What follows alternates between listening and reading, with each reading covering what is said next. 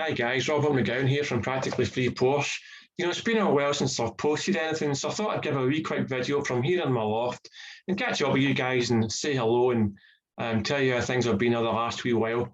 I hope you're all well and happy and healthy, and you're looking forward to this lockdown ending finally and us all getting back out on the roads. It's been a while since I've been driving. I've been indoors for quite a while, like everyone else. Actually, I fancied a wee drive last 2 weeks ago, 3 weeks ago now, and had a wee incident in my 993 that I thought I'd share with you. For the first time, it let me down. It broke down by the roadside. I was really shocked and surprised because I've had the car for, I don't know, 9 years. And again, it's the first time it's ever let me down. So yeah, it just puttered out for no reason by the roadside about 5 minutes after I'd been driving. It hadn't moved for a couple of months, so that could contribute. I think Porsches like to be used regularly, and I do try and use my Porsche as often as I can. But with that said, sometimes there's salt on the roads, especially here in Scotland. I don't like taking the car out when there's salt on the roads.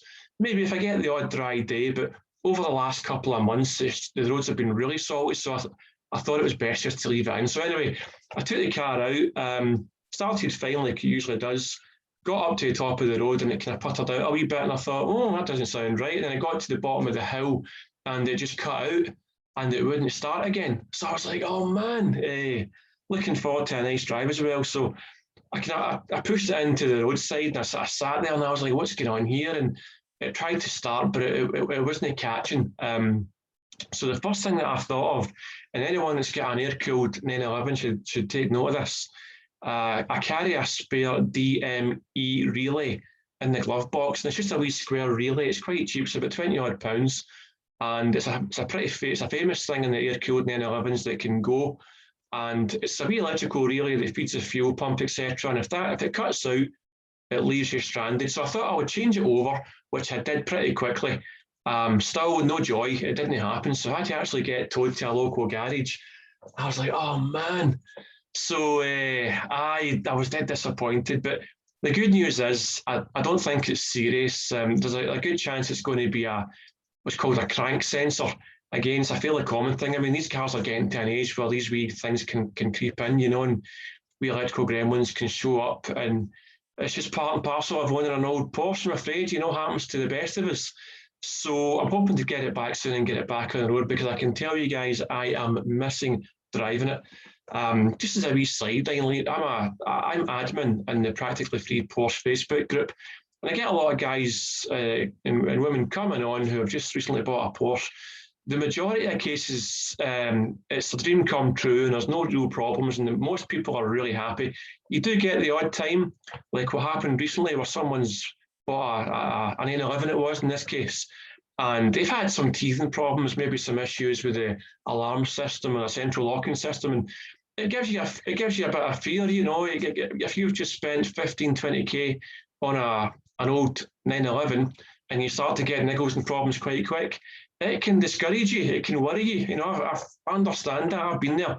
And you think, oh man, what have I done? Have I bought the wrong car and all the rest of it? What I would say is often these wee teething issues you can get them sorted and your initial worry goes away. And you quite often, going to have a great experience with the car. So if anyone out there's bought a Porsche fairly recently and they're having wee kind of issues to start with, it's not often this happens, but it can happen. Stick with it and get it fixed. Build a wee list of the possibility of things that it could be, and just go through your list and tick off what it is, and hopefully you can get it sorted. Get out on the road and enjoy driving your pride and joy. Because once you start having a few drives under your belt and some experience of the car and how it handles and how once you know it's reliable, it takes away a lot of those jittery nerves that you've got, and you can just focus on driving the car more. But getting back to the wee short video, I thought I would share some things that I wish I'd known starting my Porsche journey, to hopefully help you guys who are thinking about buying a Porsche, and give you some sort of value as to how to think about the ownership experience. Really, guys, with anything, it's the same with anything. If you're going to embark on any wee adventure, you really want to be as informed as you could possibly be. So I would say to anyone looking to buy their Porsche, do as much research as you possibly can.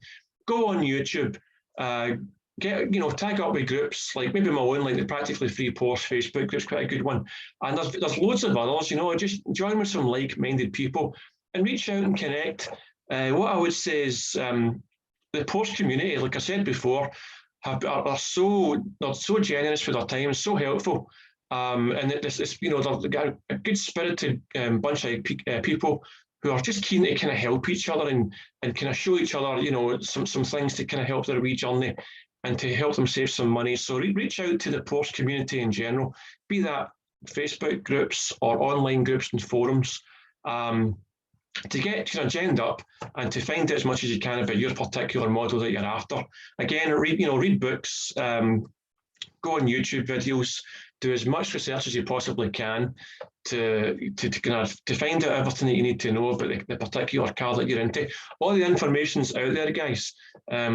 Everything you need to know is out there. So spend some time, delving into it, and it's time well spent, absolutely. So I wish I'd known more about that. I wish I'd have known how good the experience was going to be as well, because when I first started thinking about buying a Porsche, I was a bit nervous about the whole thing, and I thought, what if it goes wrong, and what if I lose a ton of money, and all these things go through your head, because it's quite a lot of money to spend, especially on an older car. And I get that, but if I could have seen it in the future and just seen how much it was going to change my life as well, then I would have had a bit less fear, and I'd have went for it probably a little bit sooner than what I did. So that's the other thing. And again, I mentioned the DME. Really, that's quite a big thing. Again, if you're anyone who's got an old Porsche, buy a spare DME, really, and put it in your glove box just for that time when you might end up stranded by the roadside. It's a quick and easy fix if it goes wrong. Another thing I would say is to get familiar with a good independent Porsche specialist. You don't need to take all your Porsche to the OPC for the official Porsche centre for servicing. Unless you really want to, sometimes it's good to keep up your Porsche service history in an official Porsche centre, just so that you can have that piece of history in your car, especially if your car's quite new and you want to maintain that official Porsche history, that's fine. Also, if you've got a warranty, then you've got no choice. You'll have to do the Porsche, official Porsche route. But for anyone just getting started, maybe going to buy an older Porsche just to get started, you don't have to go to these places. You can find a good, reputable garage that can do a lot of the servicing and a lot of the basic bits and pieces fairly cheap. I mean, Porsches, they're not they're easy cars to work on, and a good mechanic can do a lot of the things like suspension, brakes, clutch, and all these kind of basic kind of servicing things as well. Maybe something a bit more specialist that needs a specialist Porsche independent garage, then fine, you can do it. You can take it in that instance. But the majority of cases, I would say, going from my experience, a good independent or a good mechanic can fix most things in your car. So the other thing I would say is, it's been a very long winter. It's been quite a long year actually. With all this, with the lockdown carry on and the global pandemic, it's kind of changed things for a lot of people, and it kind of reiterates what I've always said from in the books. You might know I'm a Porsche author. I've written a few Porsche books. I've actually done quite well, and I'm really chuffed and pleased about that. And I'm so grateful for anyone who's actually bought any of my books. So thanks very much for that. But going back to my point, this global pandemic has reiterated what I'm always saying, and that is, guys, you never know what's ahead of you, right? I mean, that's been proven very strongly recently.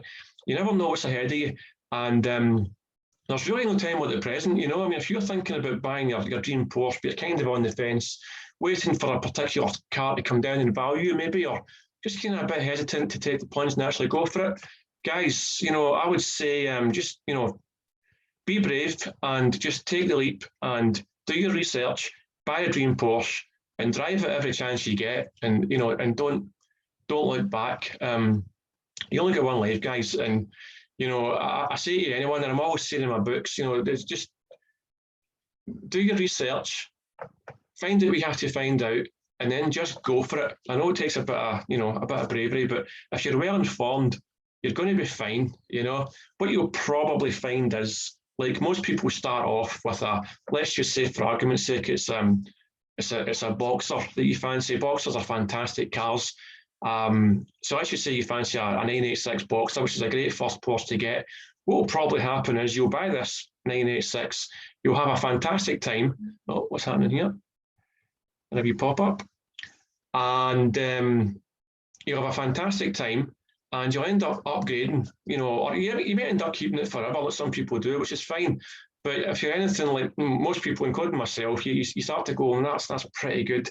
I quite fancy maybe I don't know, maybe a newer Boxster or maybe an N11, or you start kind of going up the ladder a wee bit, so that your first Porsche kind of breaks you in, and from there you start to kind of climb up a wee bit, and you go higher and higher. But it's a bit of a slippery slope as well, because the next thing you might be eyeing up some GT3 or something like that before you know it. And the prices of these things, and it can be quite eye-watering, but you'll enjoy the journey. So really, that's all I've got to say, guys. Again, I hope you're all doing well and you're all happy and healthy, and I hope you're going to get out and enjoy your cars pretty soon.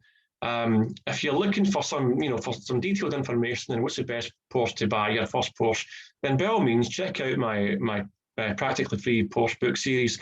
It's a lot of good reviews, and Porsche themselves have been I've given it the thumbs up, so I was really happy with that. Incidentally, just a wee sideline, I'm actually working on another project right now, a book about the 996, 911, and it's been a fascinating journey so far, and I'm really enjoying working on it. I'm hoping to release it later this year. And I had a wee conversation with a nice chap called Pinky Lai only last week there. Pinky was responsible for designing the 986, the Boxer, and the 911 996, which was a really big, bold move for Porsche, and it pretty much saved them from going under. But it's a very distinctive design and a controversial design. But I've got to say, Pinky Lau, he's a fantastic, lovely, lovely gentleman, and I was so thrilled and so pleased that he was open to have a wee chat with me. So that was interesting. Again, Porsche guys in general are always, I would say, they're lovely people, and they're just so nice to work with and share ideas with, and to share a hobby with, and the fellow enthusiasts that I've met are so nice. I'm so grateful to have met them. Anyway, guys, that's enough for now. I hope to catch up with you soon. If you like the video, give us a wee thumbs up. If you have any questions at all, put them below in the comments, and I'll try to answer them as soon as I can. Right, guys, until next time, see you later.